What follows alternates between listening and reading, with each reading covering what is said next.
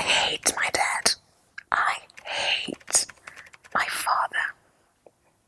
Okay, I don't, but I really hated the relationship my father and I had. Let me tell you why.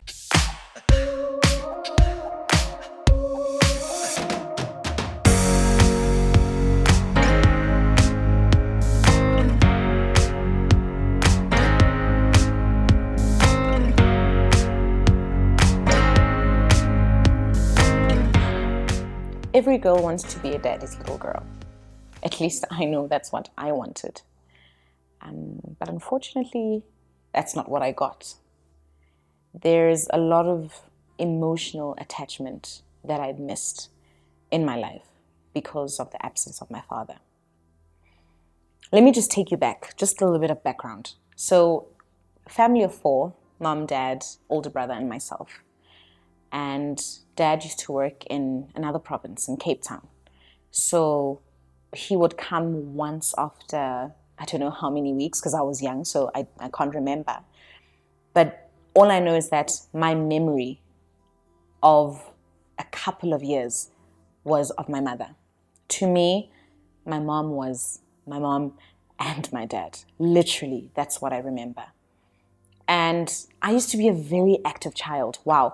I played netball, I swam, I played hockey. And for me, and I would go to prize giving. I became a prefect. All of these events happened and my father wasn't there to attend. My mom couldn't attend because she was working, and she had to take care of us. Although dad was there, but he wasn't there emotionally and to carry me through, to hold me by the hand as a daughter and to give me, I think, what I would want my future husband or the father of my kids to give to my daughters.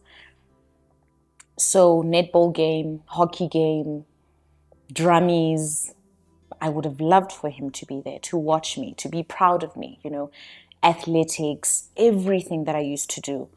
I would have loved him to be there to cheer me on, but unfortunately I didn't get that. And I think the most hurtful part is how I would see, all the other girls and their daddies would come and they'd be excited, But hey, I guess the only sense I made of it was, dad is at work. Dad is working for me. It didn't make sense at that time. Missing my father on my birthdays is also, I'm a big fan of celebrations. And not having him there, just also, I think the one memory I have, and it's because of a picture, was him being there at my first birthday. I'm not saying that he was never there throughout the years, but I'm just saying the memory of a birthday, which I obviously have no memory of, but because of the picture, he was there at my first birthday. But every time after that, especially I think on my 10th birthday, when we had a birthday sleepover thingamabob going on, my family was there, he wasn't. So I don't know if you can imagine, but you can imagine the attachment, that I needed from a male figure. I wanted someone to sit me down. And my brother's not someone who talks really. He's very quiet. So I needed advice, I needed a talk about boys.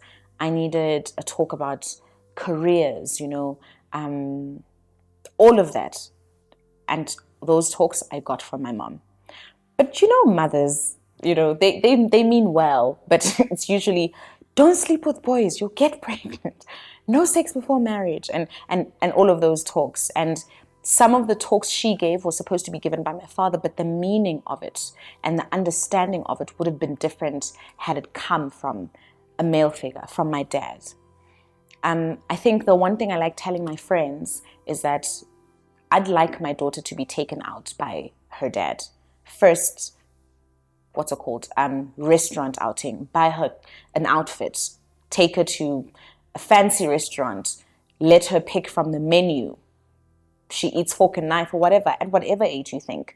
Because so that when another male figure comes to her life, or when a man comes and wants to, I don't know, show her a certain type of love, or a love relationship, or wants to have a love relationship with her, that she already knows because it was set by her father. So where does this take us? This takes us to a place where, this takes me, or took me to a place where I didn't know a male love attachment from home. So I would find it from whoever would bring it, and to me it would seem right. Sure, but okay, so going back to him missing a few things, just one that really hit home. My dad didn't come for my graduation. I think that is the one thing that hits me the greatest. And how I knew that this hit me was when I went on stage on my graduation day, and when they called out my name, went on stage, and when I looked at the crowds, it was my mom and her best friend, the other mother I grew up with. And seeing my mom's face that day, I think she knew how I felt, about my father's absence in most of my milestones and in my life. And just seeing her, I just cried. And I thought to myself, yeah, it's real. And I think for me, the reasons to him not being there really didn't make sense, But it was a hard pill to swallow. And I think the greatest thing was me not being able to talk to him about it. So now that I'm older, the conversations we have about career or about studies, but still there's no talk that says, so what do you think about a man?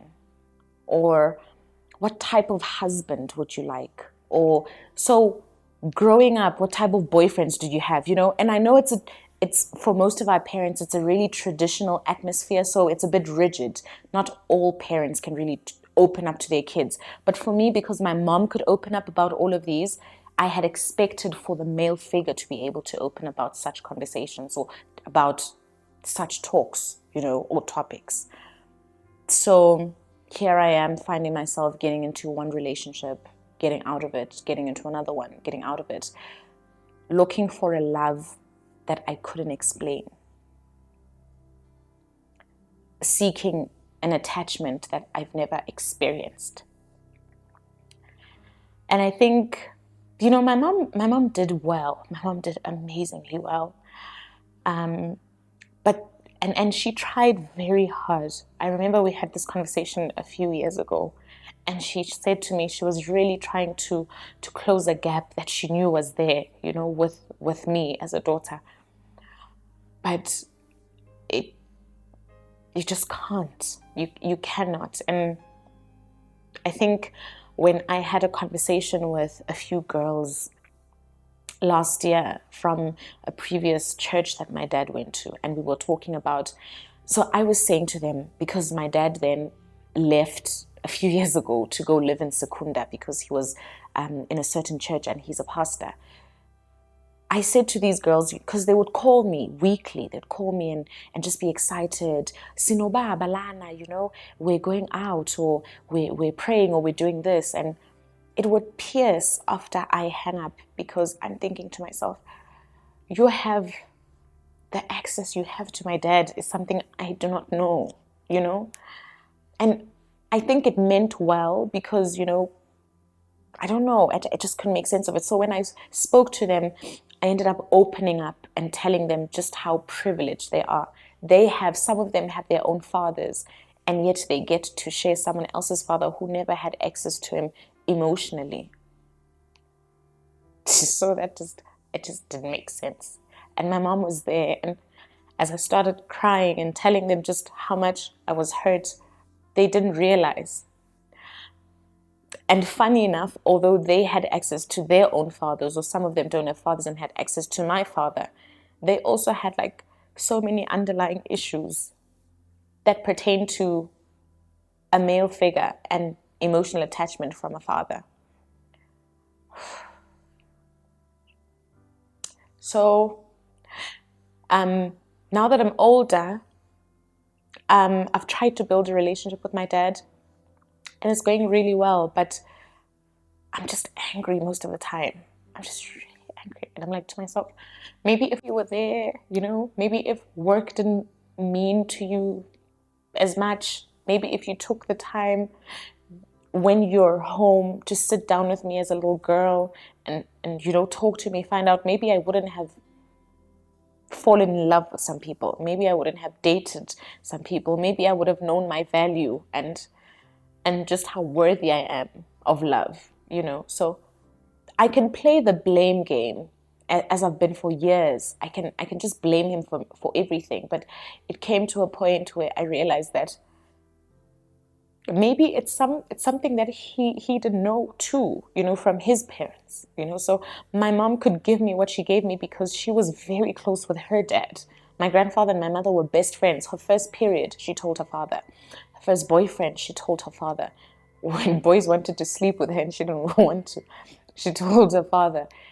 And her mom didn't even know that she started periods. And I wish that I had that with my father, So it's been hard. It's been really hard, but you get to a point where you have to have these conversations with your parents, because I need to forgive him.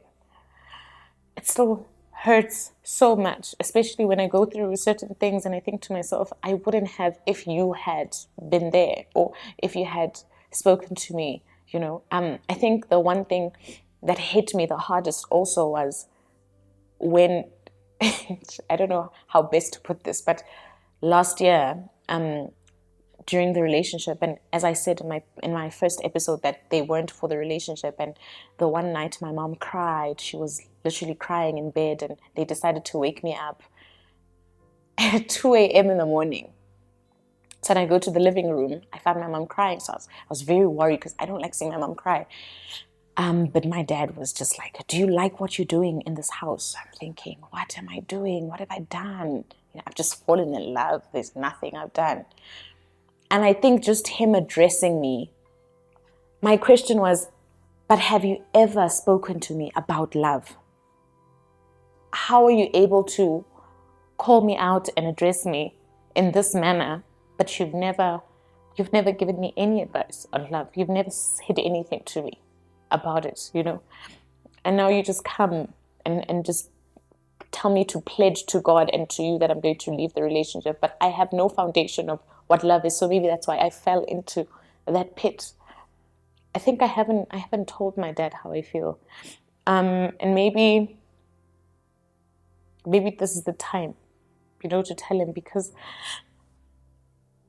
it's not only my previous relationship that hurts me, but it's my foundation to say, how can I fall into that? How can I allow that to happen?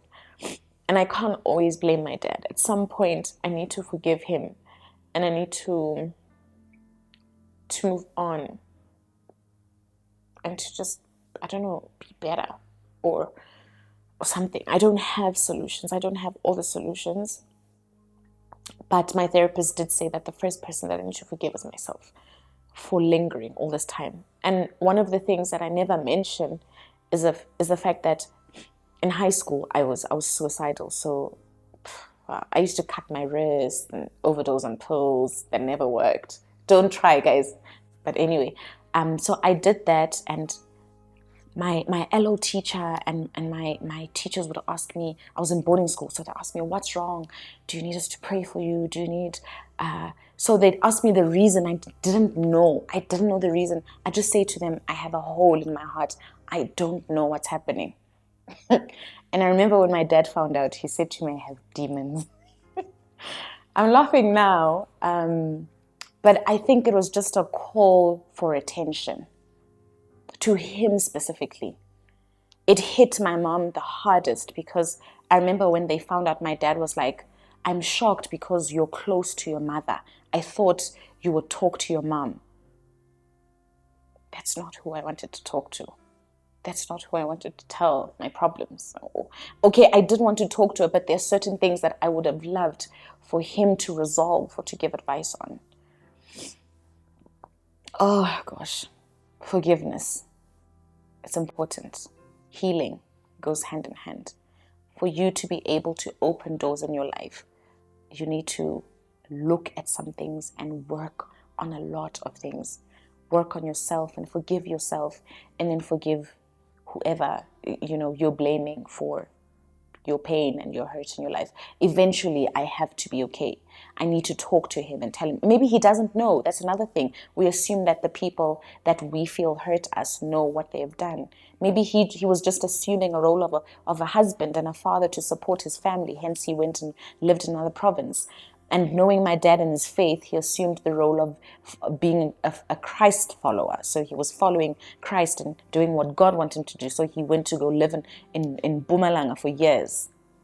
And he didn't come to my graduation because he was serving God. That I still don't understand. But I'm going to have to come to terms with a lot of things. So if you have unresolved issues with your father, or if you're here and you're a father and you're just so busy that you do not get the time to talk to your children, to your daughters, please make the time. We need that emotional attachment. It will save us from so many things.